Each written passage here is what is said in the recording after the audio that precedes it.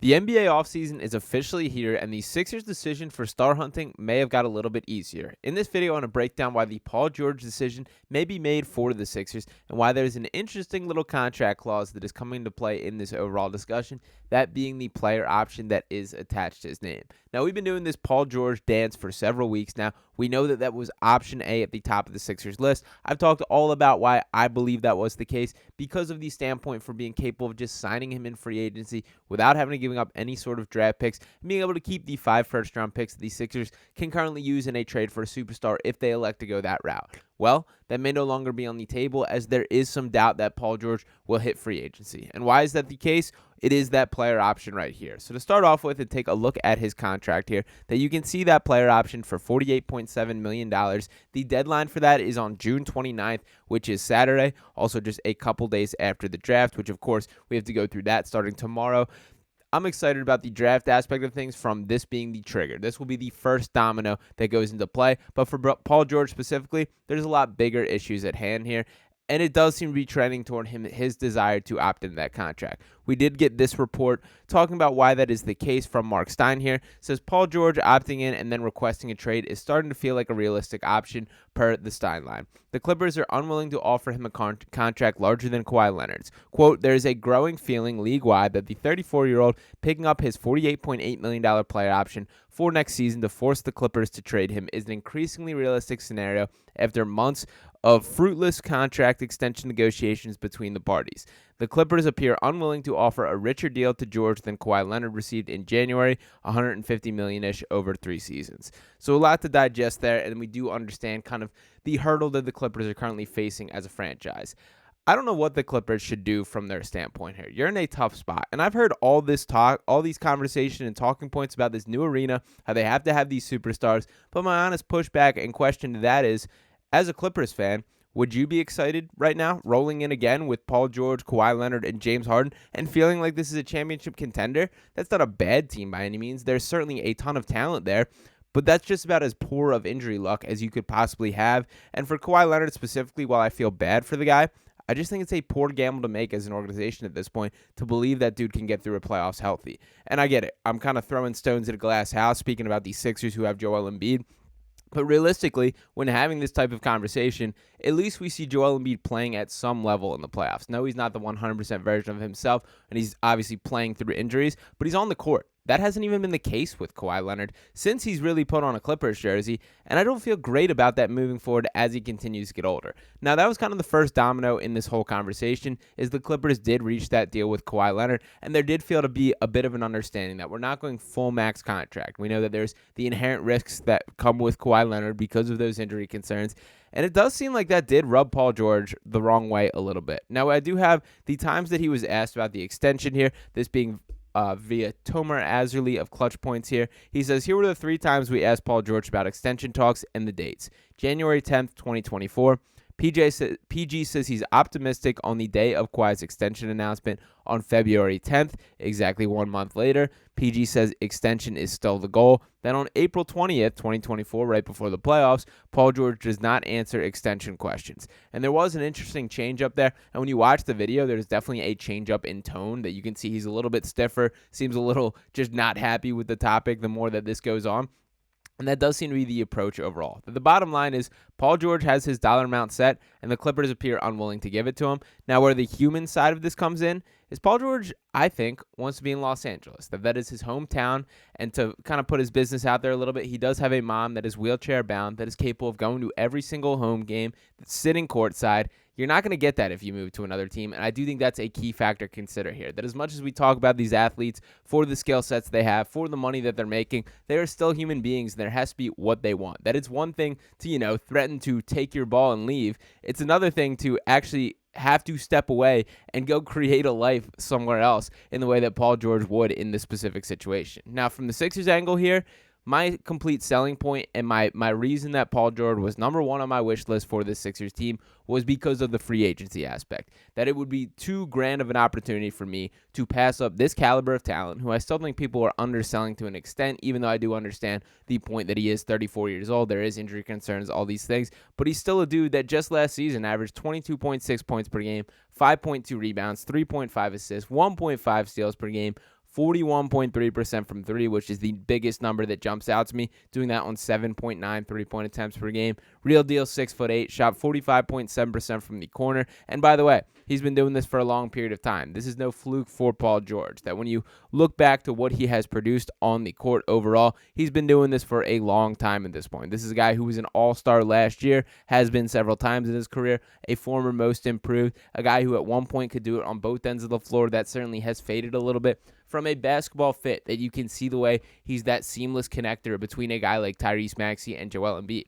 But once again, my selling point was being able to straight up sign him. If he is going this route of wanting to opt into his contract and have a trade, he bumps down my list of priorities because those red flags become more relevant. And when I'm really thinking about this Sixers puzzle as a whole, that is not just one player. They're far more than one player away. We know that the roster as currently constructed is Joel Embiid, Tyrese Maxey, and a blank slate.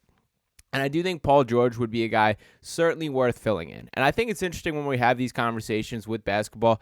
Basketball, more so than any other sport, I do believe one player can make such a difference. That even in this specific situation, you got 5 guys on the court at a time. So you got Tyrese Maxey, you got Joel Embiid. That's 40% of your team right there. And I know you need rotation players, you need backups, all those type of things. It's a long season. But if you're thinking about just straight up winning a basketball game, that's 40% of your team right there. Paul George becomes the 60. Then you have those 5 first-round picks, and you can start swinging deals, such as maybe you trade a first-round pick for a role player, a guy that you think can add. Maybe you bring back Kelly Oubre, Nico Batum, and we're talking about whoever that could be the case, that you can use those draft picks to fill out the roster in a way, as well as attracting win-now veterans that want to come join a championship contender, which I don't think can be disputed that a trio of Tyrese Maxey, Joel Embiid, and Paul George would be up there. Now, I want to put those conversations to bed because I'm not interested in trading for Paul George. When you have to start giving up these assets, even if the price tag is not as steep as it should be for a level of his talent, when you think back to some of these sign and trade examples of the past, and to give one that hits close to home right here in Philadelphia, think about the Jimmy Butler situation that he desired going down to South Beach playing for the Heat. The Sixers obviously worked with him to get him there rather than let him lose him for free. And all they got back was Josh Richardson. Like, that is not something you're bragging about. And by the way, Josh Richardson stunk here. So did not work out in that case. And a clearer kind of example in this specific situation, let's not forget about James Harden just last year with the Los Angeles Clippers themselves. Now, there were obviously a little bit better circumstances with Paul George than was the case with James Harden. But the point being that he had that destination circle. He opted in and forces the team's hand, and ultimately the team worked together.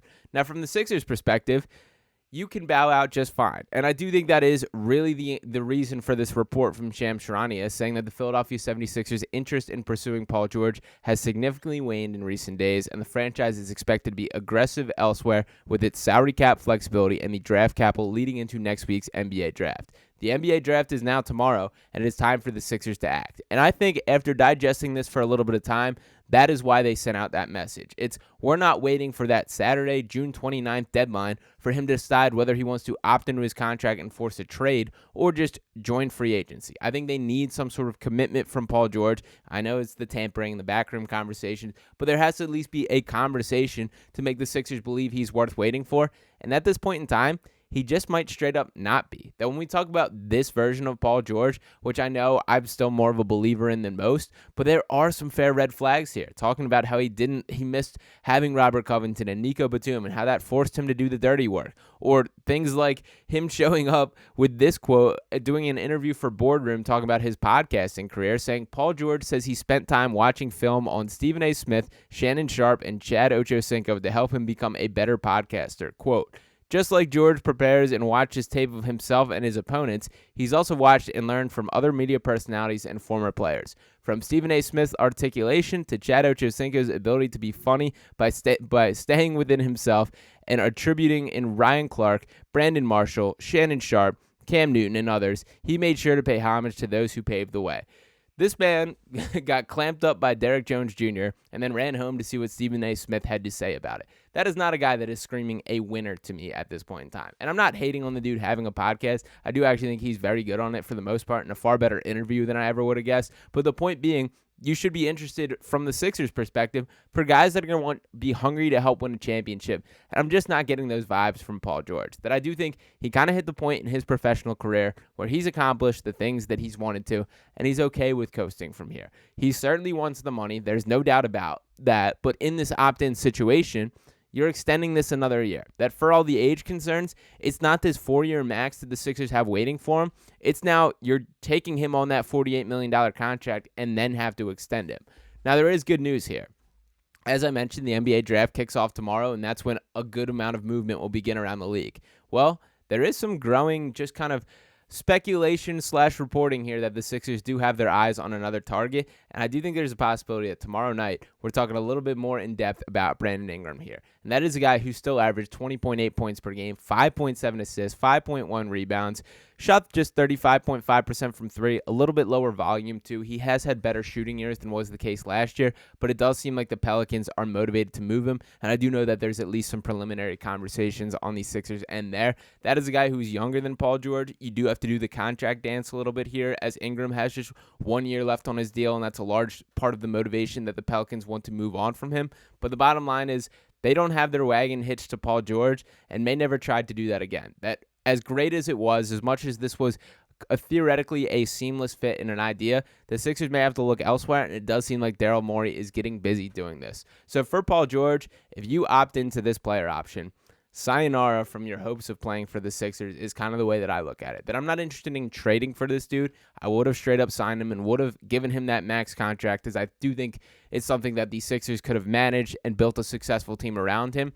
If that's the case, when we're talking about giving assets back just to bring this guy in, sign me up for a Brandon Ingram or a Mikal Bridges or a Lauri Markkanen or some of these other options, even a Jimmy Butler or OG Anunoby, who are all floating out there. It does feel like the focus has shifted away from Paul George, and I do think that's the right call. So a lot to pay attention to over these next couple days. The draft will begin to churn the NBA news cycle, have some things happening, and start the dominoes in motion. And of course, stay tuned for Saturday, because if there's no big fish on the Sixers roster to that point and Paul George opts into that player option, I do think the hopes of him playing for the Sixers or the expectations of him playing for the Sixers should essentially be out the window. So let me know what you guys think there, but that's where I'm at this point. That if Paul George wants to be a free agent, wants to go what is the most competitive and best basketball location, which is Philadelphia, sign me up for a straight-up free agent deal. If you're opting in and we're starting to work the trade market, I'm absolutely out, and I think there are better options out there that are more worth giving up assets for. So let me know if you guys agree with me or not. Drop your comments below. Make sure you are subscribing to the channel if you have not already. Let's keep this Digest family growing. We got a ton of awesome content prepared to come out immediately after the draft when we find out who the Sixers are bringing in or what those trades are or what Daryl Morey says in his presser at the conclusion of the draft. Also, make sure you're liking this video if you have not already. I'll be talking to you next time right here on Sixers Digest. Peace.